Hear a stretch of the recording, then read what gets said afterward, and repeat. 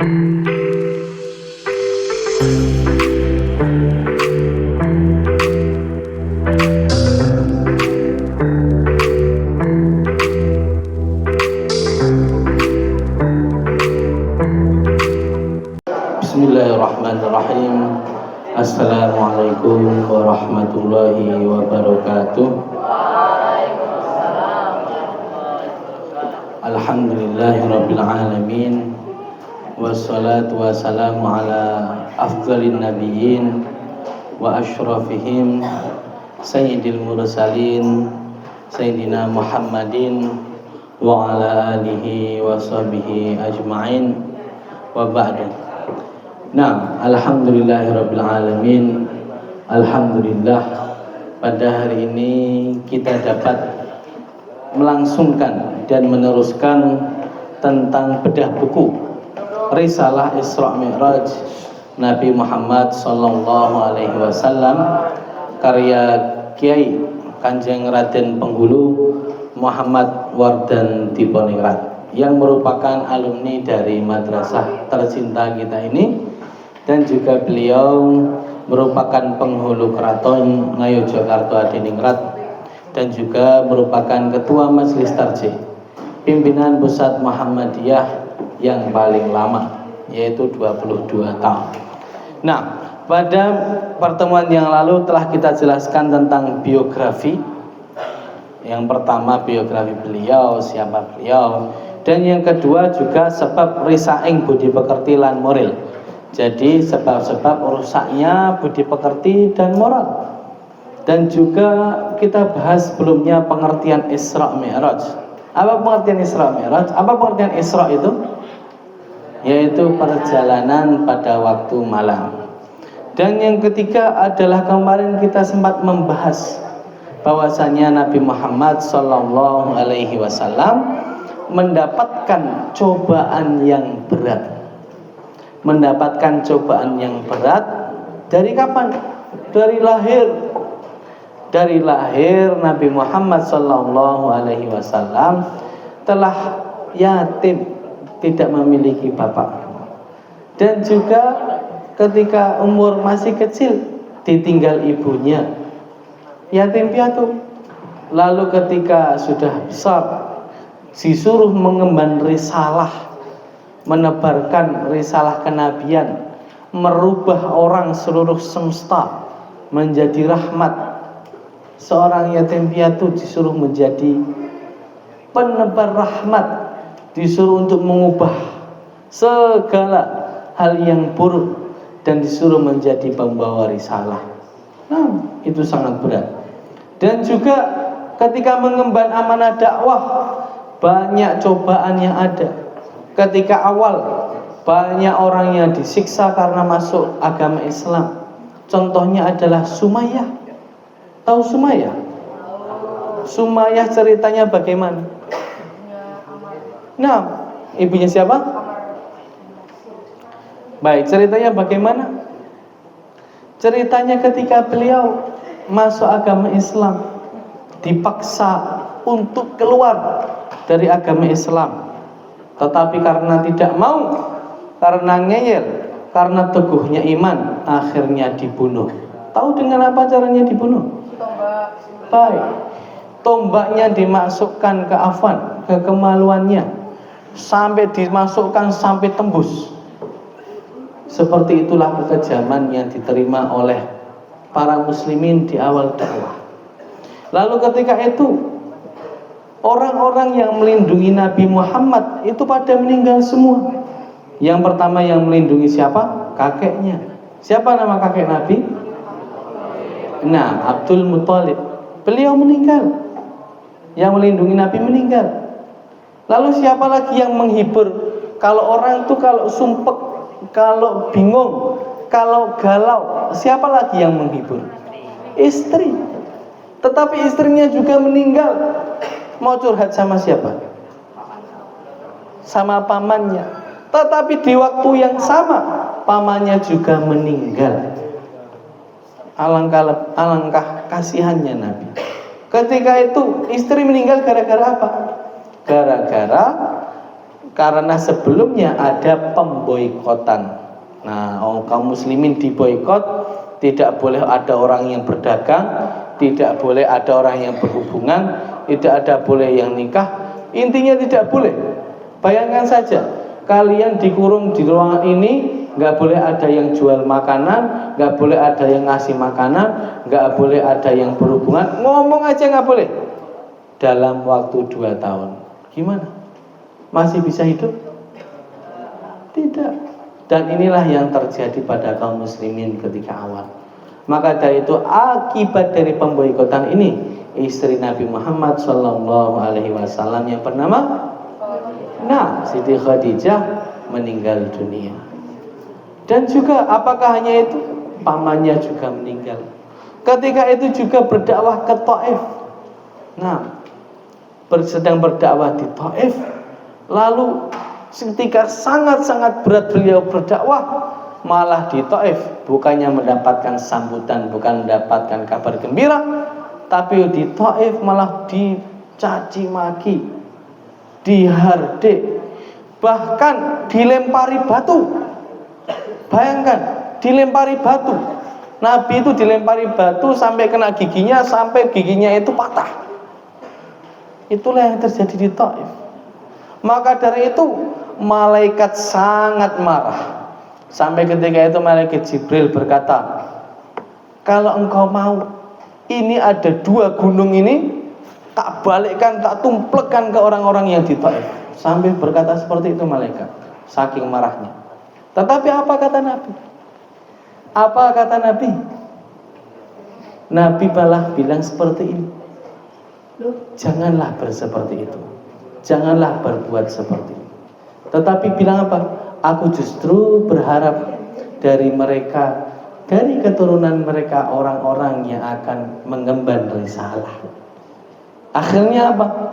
Akhirnya Nabi Muhammad berdoa, Allahumma hdi qaumi fa innahum la ya'lamun. Ya Allah, berikanlah hidayah kepada kaumku, karena mereka sungguhnya tidak mengetahui. Bayangkan, dibalang, dipukul, dilempari batu, tetapi malah didoakan yang baik. Inilah kesempurnaan akhlaknya Nabi Muhammad Sallallahu Alaihi Wasallam. Maka dari itu, di tengah-tengah kesedihan, di tengah-tengah cobaan yang berat, Allah Subhanahu wa Ta'ala pasti menyimpan hikmah, menyimpan hal yang gembira setelahnya. Karena apa? La yukallifullahu nafsan illa usaha. Allah Subhanahu wa Ta'ala tidak memberikan beban kecuali orang itu mampu. Dan benar, Allah Subhanahu wa Ta'ala ketika itu memberikan hadiah yang luar biasa, yaitu apa? Isra Mi'raj, yaitu bertemu Allah Subhanahu wa Ta'ala langsung, tanpa ada hijab, langsung bertemu kepada Allah. Dan ini adalah seindah-indahnya hadiah, karena tidak ada satupun orang yang dapat, atau makhluk pun, apapun yang dapat bertemu Allah secara langsung kecuali hanya satu. Siapa satu itu? Nabi Muhammad Sallallahu Alaihi Wasallam. Tetapi sebelum kejadian bertemu, banyak hal yang itu terjadi dalam kejadian pra Isra dan ketika Isra Mi'raj. Kejadian apa saja itu? Yang pertama, kita buka halaman 12. Baik, pada halaman 12, ketika itu apa yang terjadi? Nabi Muhammad Sallallahu Alaihi Wasallam itu apa? Dibelah dadanya. Ini dibelah dadanya. Mana dibelah dadanya? Kacarios. Kacarios nalika Kanjeng Nabi Sallallahu Alaihi Wasallam sampai pinuju aso sarean wonten ing sacelaking Ka'bah Baitullah karawuhan malaikat Jibril dalah pandharekipun badhe mindah saliranipun. Kanjeng Nabi perlu operasi utawi kabedal wiwit ing tenggok dumugi ing gigil padaran. Sasampunipun kabedal, kasucenan panggalihipun Kanjeng Nabi kinabaen iman wasana bedahipun kawang sulaken pulih kados ing sewaunipun sasampunipun menika Kanjeng Nabi kaaturan nitih buruk. Nah, jadi sebelum kejadian Isra Mi'raj, Nabi Muhammad Sallallahu Alaihi Wasallam dibelah dadanya. Bayangkan, dioperasi tanpa obat bius, tetapi dibelah dadanya untuk apa? Disucikan hatinya. Jadi disucikan, penyucian hati ini tidak hanya sekali, berkali-kali. Nabi Muhammad SAW dibelah dadanya juga kapan? Sebelum ini. Kapan? Nah, ketika zaman dulu, ketika ingin menerima risalah, tetapi ini juga dibelah lagi, disucikan dadanya, disucikan hatinya dari amrad ad-dunyawiyah, penyakit-penyakit duniawi, meskipun Nabi tidak memilikinya. Dan disucikan ini untuk apa? Lebih penting untuk siap-siap menerima wahyu yang berat, siap-siap menerima pengalaman yang berat, yaitu bertemu Allah Subhanahu wa ta'ala. Ini adalah persiapannya, disucikan hatinya. Baik. Yang selanjutnya adalah Kanjeng Nabi keaturan nitih buruk. Kanjeng Nabi keaturan nitih buruk satunggaling titihan ingkang rikalipun boten mekakat jangkahipun sabu tasing pandulu lir lampahing kilat. Nah, setelah itu Nabi Muhammad SAW naik buruk. Nah, buruk di sini diceritakan bahwasannya pandulu lir lampahing kilat. Jadi kecepatannya seperti kilat, gitu. Jadi sangat kencang sekali. Itulah yang dinamakan buruk. Baik, lanjut. Salabetipun Kanjeng Nabi sallallahu alaihi wasallam tindakan titih buruk kandharaken malaikat Jibril dalasan pandhaipun inggih ingkang kawastanan Isra saking Masjidil Haram ing Mekah dumugi Masjidil Aqsa ing Palestina. Kedawuhan kandel wonten ing gangsal panggenan. Saben-saben kendel kadawuhan nindakaken salat kalih rakaat inggih punika. Jadi setelah naik buruk, Nabi Muhammad SAW itu melakukan Isra, perjalanan malam dari Masjidil Haram ke Masjidil Aqsa. Dan dalam perjalanan itu Nabi Muhammad SAW diperintahkan untuk sholat 2 rakaat. Di mana saja? Ada 5 tempat. Nah, apa 5 tempat itu? Baik, silakan dibaca. Thayyibah. Yang bawah. Thayyibah inggih punika panggenan ingkang kagem hijrah Kanjeng Nabi ing sewau nama dusun Yasrib, tegesipun panggenan ingkang kathah sesaktipun sareng Kanjeng Nabi sampun dalem wonten ing riku. Pesakit wau lajeng sirna ing salajengipun katelah namo kita Madinah. Ya, yang pertama adalah Thayyibah. Apa Thayyibah itu? Di mana Thayyibah? Thayyibah itu adalah nama sebelum atau nama Yasrib. Nah, Thayyibah itu Yasrib. Apa makna Yasrib itu? Yasrib itu maknanya tempat yang banyak penyakitnya. Yasrib dinamai Yasrib karena Yasrib tempat banyak penyakitnya.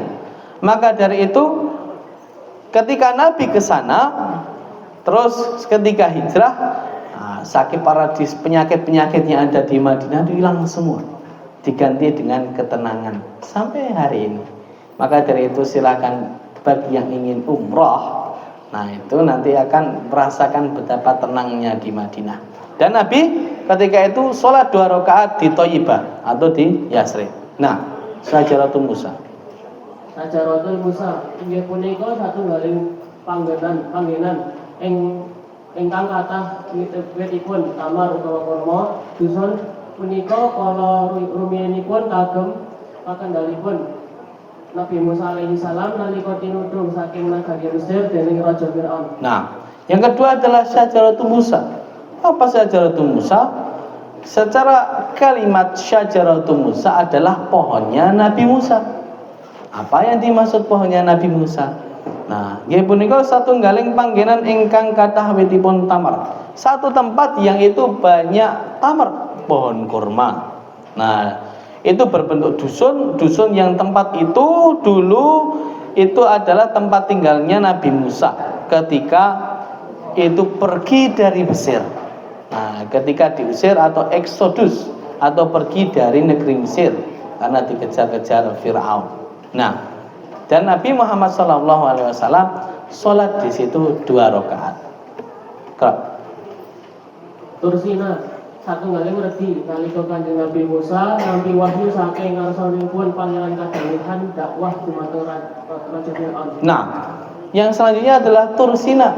Apa itu? Satunggaling redi. Apa redi itu? Jadi satunggaling redi itu adalah salah satu bukit, dan bukit atau gunung namanya Gunung Sina atau Bukit Sinai. Nah, itu bukit itu adalah bukit yang Nabi Musa menerima wahyu dari Allah Subhanahu wa taala untuk apa? Berdakwah kepada Firaun. Nah, itu Bukit Sina. Nanti silakan kalau mau ke Mesir, bagi yang ke Mesir bisa mampir ke Bukit Sina. Nah, Baitul Lahmi utawa Bethlehem inggih punika papan wiosipun Nabi Isa alaihi salam. Nah, Baitul Lahmi atau Bethlehem. Nabi Muhammad SAW juga sholat di rakaat di Baitul Lahmi. Nah, apa Baitul Lahmi ini? Yaitu tempat lahirnya Nabi Isa alaihi salam. Nabi Isa dilahirkan di Baitul Lahmi, dan Nabi Muhammad SAW juga sholat 2 rakaat di Baitul Lahmi. Baitul Maqdis inggih punika padalaman suci inggih Masjidil Aqsa ing negari Palestina Yerusalem. Baik. Dengan sampainya Nabi Muhammad SAW di Baitul Maqdis atau di Masjidil Aqsa, maka selesailah rangkaian Isra ini. Nabi Muhammad SAW sholat di Baitul 2 rakaat di Baitul Maqdis. Dengan ini selesailah rangkaian Isra.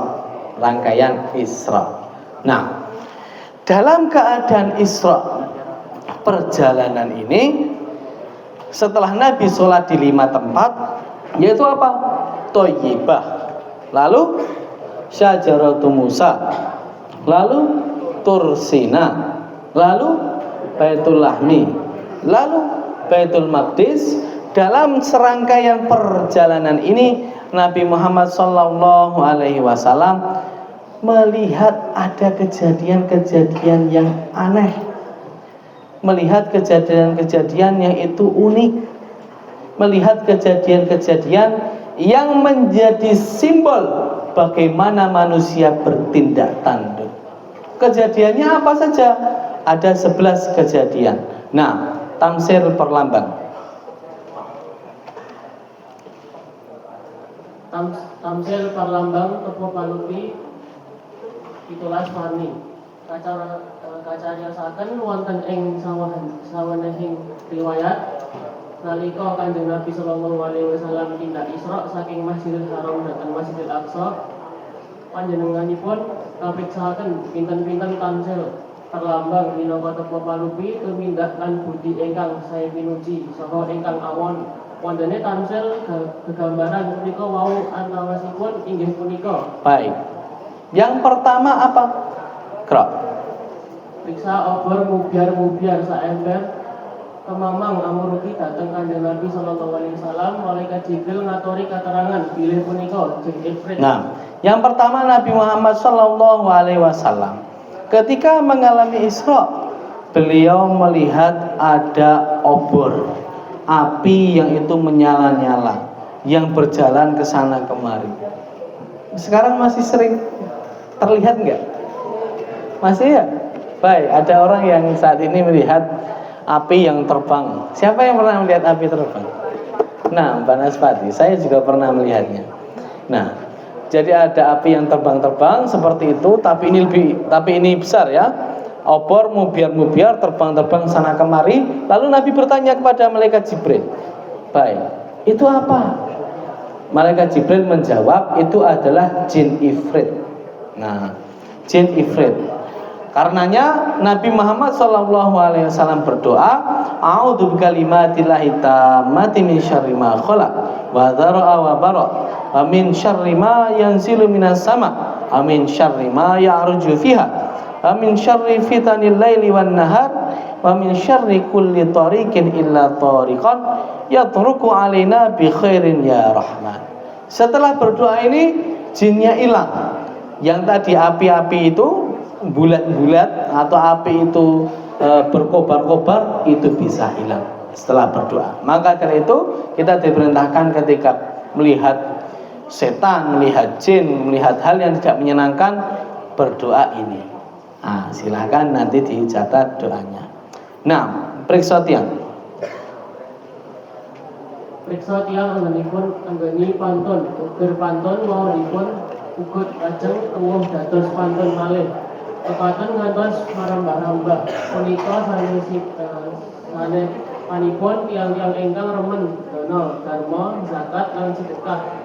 Kanjakaken bondo ingkang ngadosaken renaning pangeran badhe nampi lelintu ingkang tikel-matikel. Nah, yang kedua adalah Nabi Muhammad SAW melihat ada orang yang terus panen, udah dipotong padinya, tapi ada lagi padinya. Jadi seperti itu, dipotong lagi ada lagi, dipotong lagi ada lagi, dipotong lagi ada lagi. Nah, itu simbol apa? Simbol orang-orang yang gemar bersedekah, berzakat, bersedekah. Jadi itu. Jadi mereka memanen kebaikan yang tidak terputus. Seperti yang dikatakan dalam ayat, "Matsalul ladzina yunfikuna amwalahum fi sabilillah." Nah, seumpamaan orang-orang yang berinfak di jalan Allah, kamasali habbatin, seperti satu biji, ambatat sab'a sanabila fi kulli sumbulatin mi'atu habbah, yang tumbuh, yang itu setiap tangkai, nah itu ada, jadi tumbuh 7 tangkai, setiap tangkai ada 100. Wallahu yudha'ifu liman yasha wallahu wasi'un alim. Kalau satu biji ditanam lalu tumbuh 7 tangkai dan setiap tangkai ada 100. Berapa kali lipat? Berarti totalnya berapa? 700. Hanya dengan satu kali biji dapat 700 kali kebaikan. Nah, maka dari itu marilah kita banyak-banyak berinfak. Nah, itu yang kedua. Yang ketiga, andika Nabi. Andika Nabi, babet gonda ingkang harum wangi tur jambret umat gambar-gambar saking nuwun saha gawonipun. Mundhut priksa dhateng malaikat Jibril kanthi kajawab, punika perlambang pasaryanipun Siti Masita, juru ketatipun putri Raja Fir'aun, ingkang punika satunggaling wanita ingkang rikuh bakuh etikat tapi dados serta. Nah, baik, yang selanjutnya adalah Nabi Muhammad SAW mampir ke makam yang itu sangat harum sekali. Lalu Nabi Muhammad bertanya, ini makamnya siapa? Terus malaikat Jibril menjawab, ini makamnya Siti Masyitoh. Siapa Masyitoh ini? Masyitoh adalah tukang sisir anaknya Raja Fir'aun. Nah, kok bisa tukang sisir anaknya Raja Fir'aun bisa kuburannya wangi? Ceritanya bahwasanya ketika Fir'aun mendeklarasikan bahwasanya Fir'aun itu sebagai Tuhan, Masyitoh ini beriman kepada Nabi Musa, tetapi diam-diam. Ketika menyisir anaknya putri Fir'aun, sisirnya jatuh. Ketika mau ngambil, karena beliau Muslim, akhirnya mengambil dengan Bismillah. Gak sengaja ini Bismillah, karena sudah kebiasaan. Karena ngomong Bismillah di depan putri Fir'aun, akhirnya ketahuanlah bahwasanya Masyitoh telah masuk Islam, telah masuk agama Nabi Musa. Maka dari itu dipanggillah Masyitoh dan anak-anaknya, dipanggil dan didatangkanlah kuali besar yang itu panas sekali. Dikasih air mendidih, panas, akhirnya disuruh mau masuk agama, mau mengimani Fir'aun sebagai Tuhan atau tetap dalam agama Musa. Kalau misalkan tetap dalam agama Musa, maka kamu dan anak-anakmu akan masuk ke kuali besar ini. Nah, terus gimana?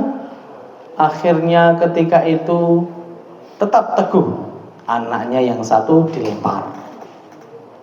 Anda bayangkan, seorang ibu melihat anaknya digodok, anaknya direbus di depan matanya. Gimana bayangkan? Sangat sakit sekali. Lalu ketika itu, karena ingin teguh pada pendiriannya, anaknya yang lagi digendong, lagi disusui, direbut dan akhirnya dicemplungkan, dimasukkan ke kuali. Tetapi anaknya yang sedang digendong, tiba-tiba turun mukjizat. Mukjizatnya apa? Yang bisa digendong masih owek-owek, bisa berkata-kata, bisa berbicara. Bicara apa? Bicara kepada ibunya Masyito ini, ibu yang sabar, kita ini orang yang benar. Nanti jika kita meninggal, Allah Subhanahu wa Ta'ala pasti memberikan kita balasan yang baik.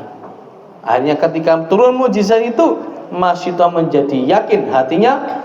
Lalu akhirnya semuanya diceburkan, termasuk Masyito ini diceburkan. Ketika diceburkan, ketika dagingnya terpanggang, muncul apa? Muncul bau harum dari daging-daging yang dipanggang tadi dan tulang-tulangnya. Sampai tinggal sisa tulang-tulangnya. Akhirnya tulang-tulangnya diangkat, diambil dan dikuburkan.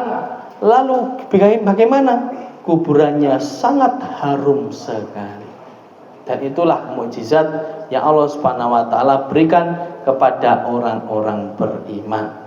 Dan apa mukjizat-mukjizat apalagi yang ada di dalam Isra Mi'raj?